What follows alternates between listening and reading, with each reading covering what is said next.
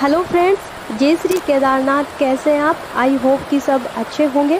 दोस्तों, एक बार फिर मैं आपको केदारनाथ पैदल मार्ग के लाइव दर्शन कराने वाली हूं। इससे आगे मैं आपको मंदिर के भी लाइव दर्शन कराऊंगी।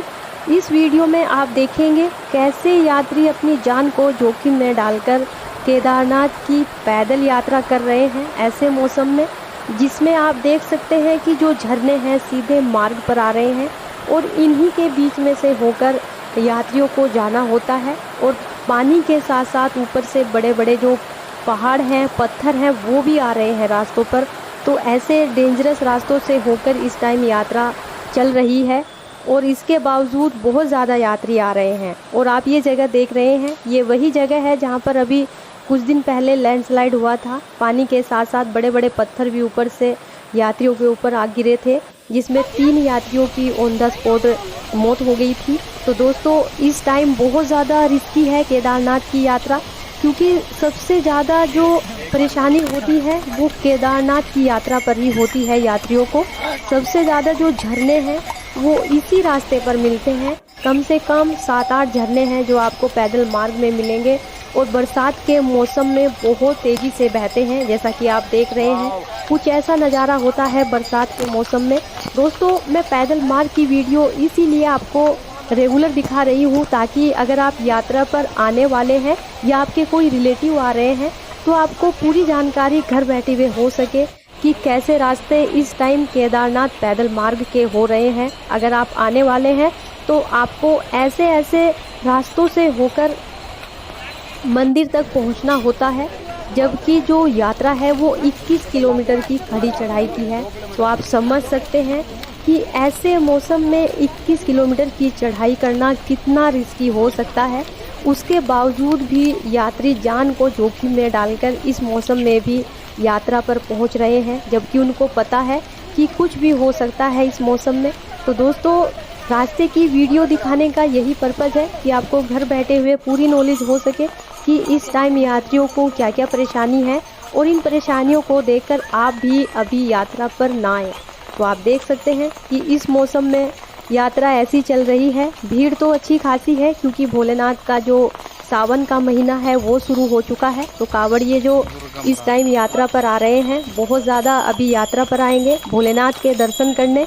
और दोस्तों, इसके अलावा दोस्तों, अगर आप सितंबर अक्टूबर के लिए अपनी ऑनलाइन बुकिंग करवाना चाहते हैं तो आप हमारे दिए गए नंबर पर हमसे कॉल कर सकते हैं, अपनी मनपसंद गाड़ी बुक करवा सकते हैं। घर बैठे हुए आप पूरी जानकारी ले सकते हैं। और दोस्तों, केदारनाथ के अगर आपने पैदल मार्ग का नज़ारा नहीं देखा तो आप देख सकते हैं, एक तरफ मंदाकिनी नदी बह रही है और दूसरी तरफ आप पहाड़ देख सकते हैं, बिल्कुल रास्तों पर ही झुके हुए हैं। तो ऐसा नज़ारा आपको इस टाइम देखने को मिलेगा अगर आप अभी यात्रा पर आने वाले हैं। पहाड़ ऐसे हैं जैसे कि अभी गिर जाएंगे। तो रिस्की है इस टाइम केदारनाथ की यात्रा करना। और मंदाकिनी नदी का रूप आप देख सकते हैं, बारिश के मौसम में ऐसी भयानक। और दोस्तों, बरसात के मौसम में मंदाकिनी नदी का रूप इतना भयानक हो जाता है कि आपको पुल को पार करते हुए भी डर लगेगा, क्योंकि जो पुल है वो हिलता रहता है। और बरसात के समय दोस्तों चारों तरफ कोहरा छा जाता है, अंधेरा हो जाता है, आपको सड़क के सिवा कुछ भी दिखाई नहीं देता। जिस मार्ग पर आप चल रहे हैं बस वही दिखाई देगा, जैसा कि आप देख रहे हैं। वैसे चारों तरफ बड़े बड़े जो पहाड़ हैं वो हैं, लेकिन कोहरे की वजह से आपको कुछ भी दिखाई नहीं दे रहा है। तो ऐसे कोहरे में आपको ऊपर से पत्थर आते हुए भी नहीं दिखाई देंगे। तो आप समझ सकते हैं कि इस टाइम यात्रा करना कितना रिस्की है। तो मैं तो आपको यही सजेस्ट करूंगी कि आप अभी यात्रा पर मत आइए। 1 मंथ बाकी है, आप सितंबर अक्टूबर में आराम से आ सकते हैं। उस टाइम की यात्रा सबसे अच्छी मानी जाती है सभी के लिए।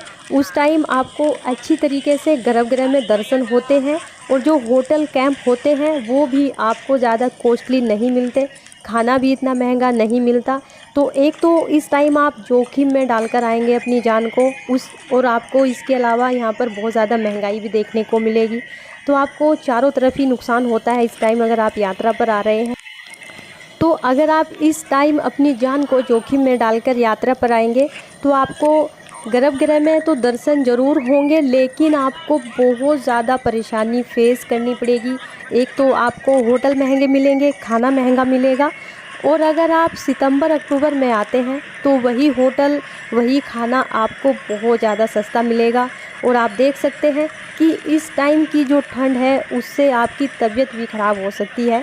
बारिश के साथ साथ यहाँ पर बहुत ज़्यादा ठंड भी होती है, तो आप समझ सकते हैं आप कितनी भी सेफ्टी रख लीजिए, तबीयत तो आपकी ज़रूर ख़राब हो जाएगी इतनी ठंड में, इतनी बारिश में। तो इस टाइम केदारनाथ में लगातार बारिश हो रही है, तो आप अभी मत आइए यात्रा पर, कुछ भी हो सकता है। जगह जगह लैंडस्लाइड होती है पैदल मार्ग में, तो आप समझ सकते हैं कि बरसात के मौसम में आपको कितनी सारी परेशानी फेस करनी पड़ सकती है।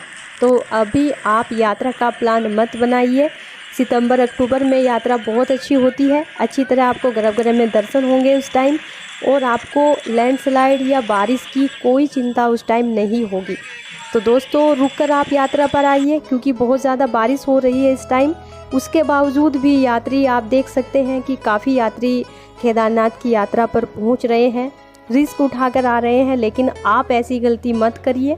और इस टाइम आप देख सकते हैं केदारनाथ धाम का कुछ ऐसा नज़ारा इस टाइम हो रहा है। भीड़ आप देख सकते हैं, क्योंकि अब कांवड़ भक्त भी बहुत ज़्यादा आएंगे।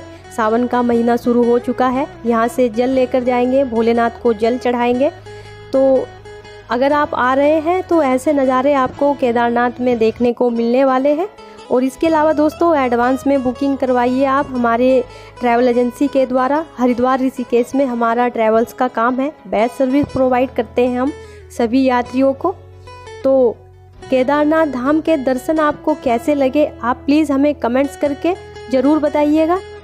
और दोस्तों आप हमारे चैनल को भी सब्सक्राइब कीजिए, ताकि उत्तराखंड या चारधाम यात्रा से रिलेटेड हर अपडेट आपको टाइम टू टाइम मिलती रहे। तो दोस्तों केदारनाथ के जो पैदल मार्ग है और मंदिर के धाम के जो खूबसूरत से नज़ारे हैं मैं आपको अपनी वीडियो में दिखाती हूँ। उनका यही पर्पज़ है कि आपको घर बैठे हुए भोलेनाथ के दर्शन हो सके और पैदल मार्ग की पूरी जानकारी मिल सके, ताकि अगर आपके रिलेटिव या आपके जानने वाले यहाँ पर आ रहे हैं तो आप उनको बता सकें कि वहाँ पर क्या क्या परेशानी इस टाइम आपको हो सकती है। तो दोस्तों मिलते हैं आपसे नेक्स्ट वीडियो में। हर हर महादेव, जय श्री केदारनाथ।